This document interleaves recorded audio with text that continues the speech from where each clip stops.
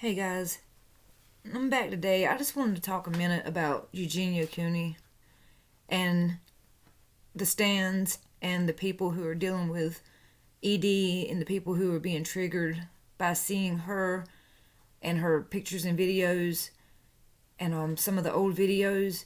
I just wanted to tell a quick, story about something from my past. I too deal with ED.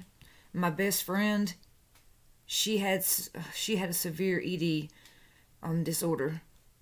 She passed at 24. I was her enabler. Her family was her enabler.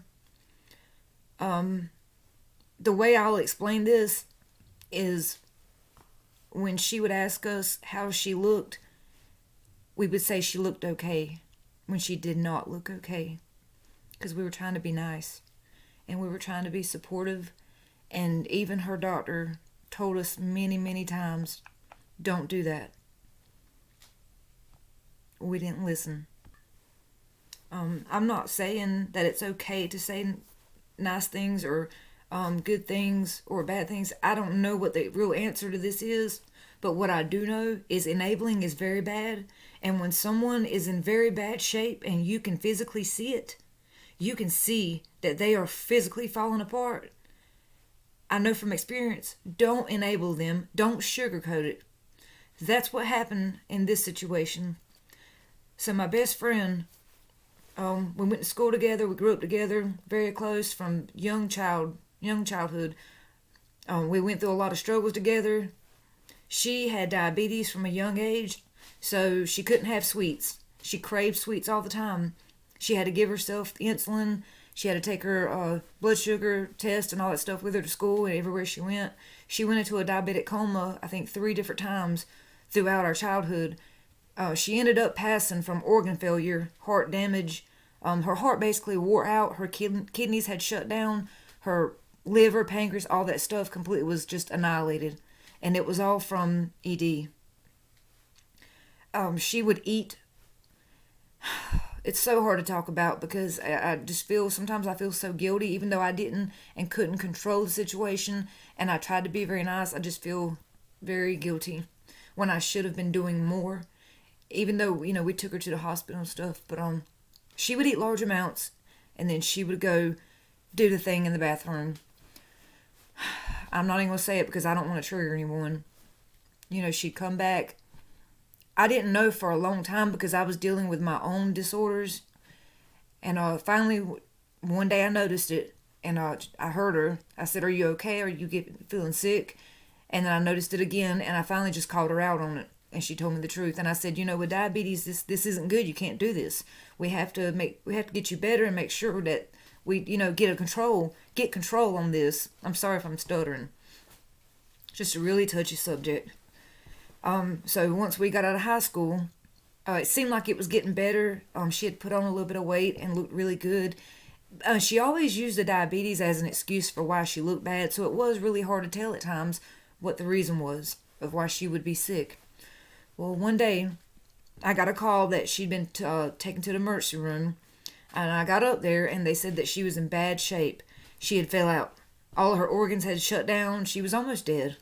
Well, they got her they put her in a room, got her over to the mental hospital, and she stayed in a rehab facility for about 3 months.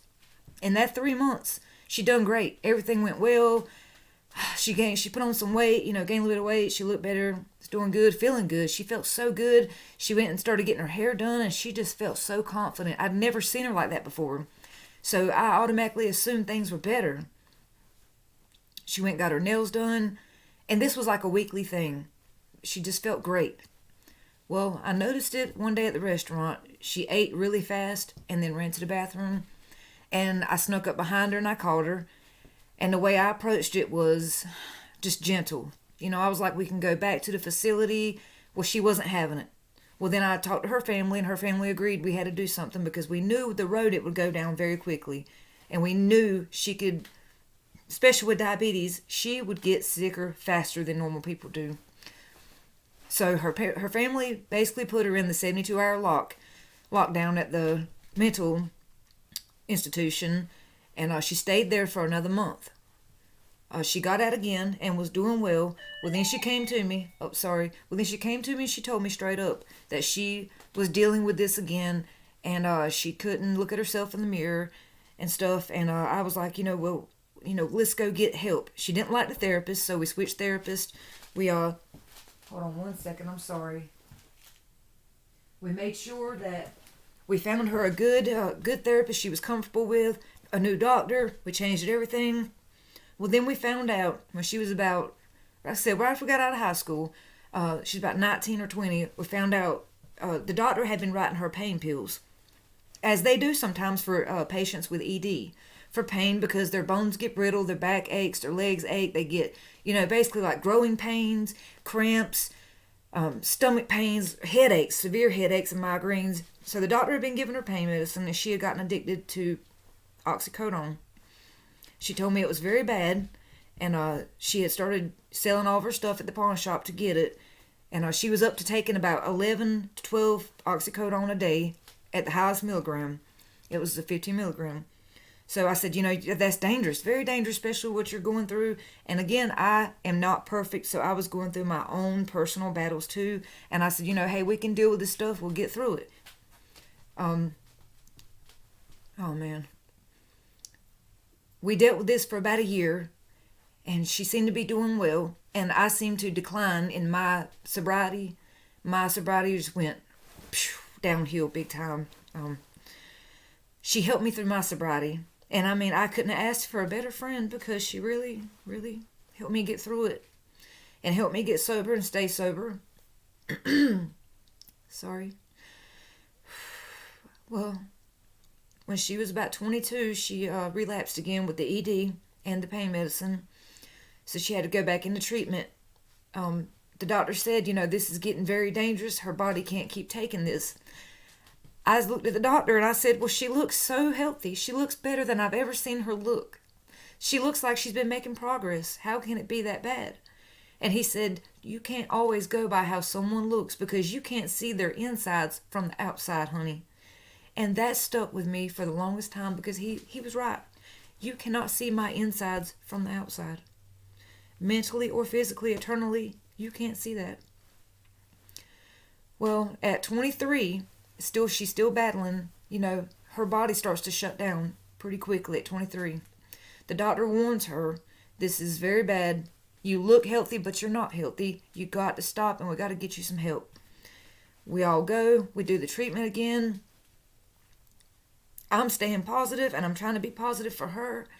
And I'm relapsing with my addiction, which I'm not afraid to tell you. It was pain medicine too at the time from a car wreck. Doctor gave it to me. Anyways, another time for that. I asked her, I said, well, is there anything that I can do? And she said, just be my friend. Just be there for me. Just love me. Just be confident for me. Help me get through this.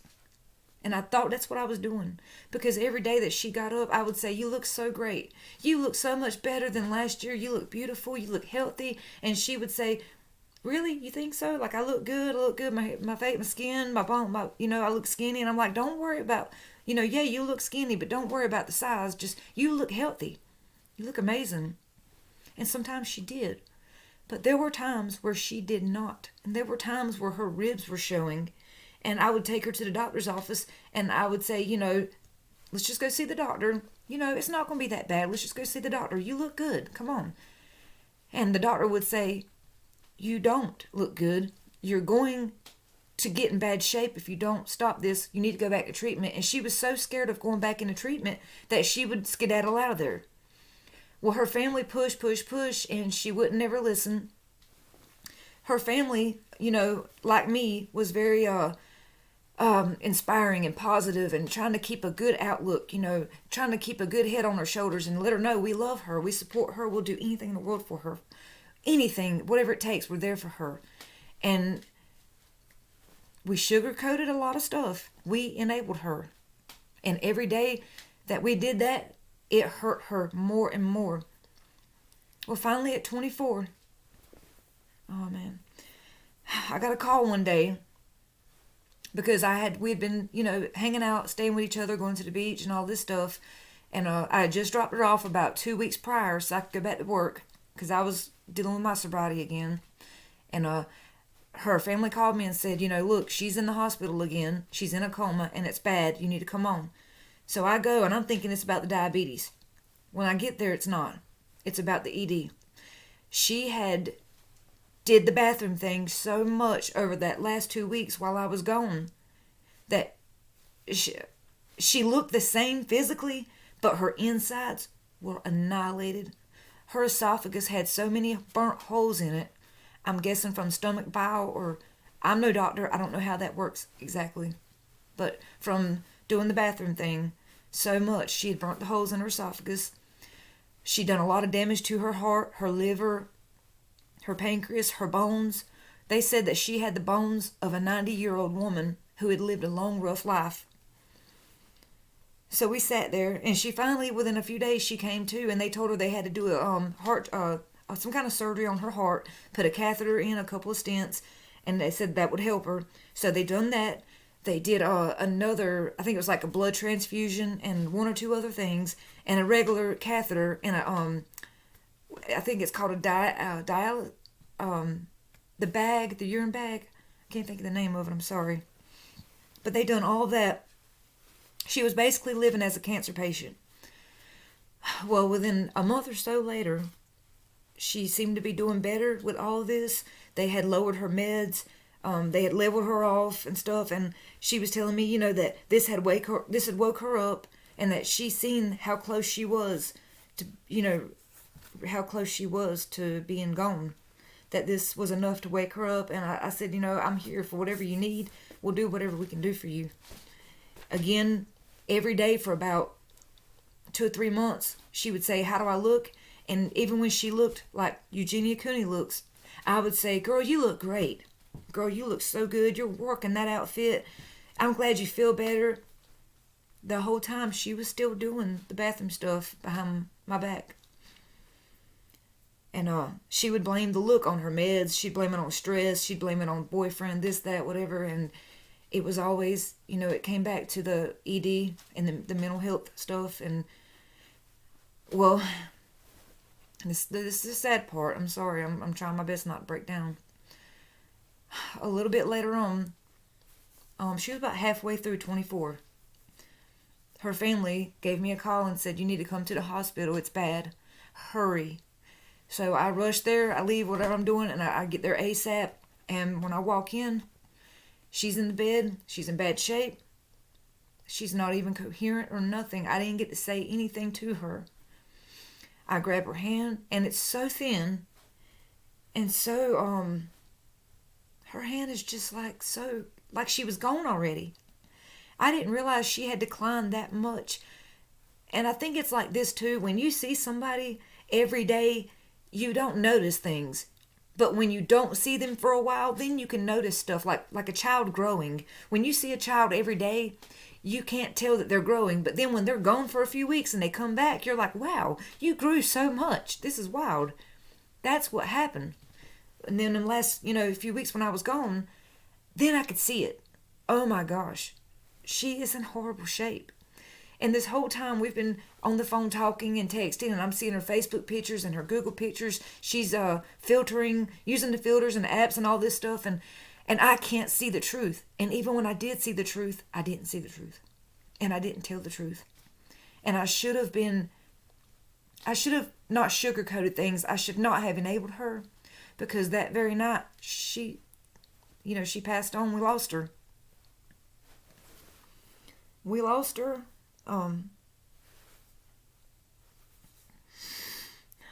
All I could think was, did I do this?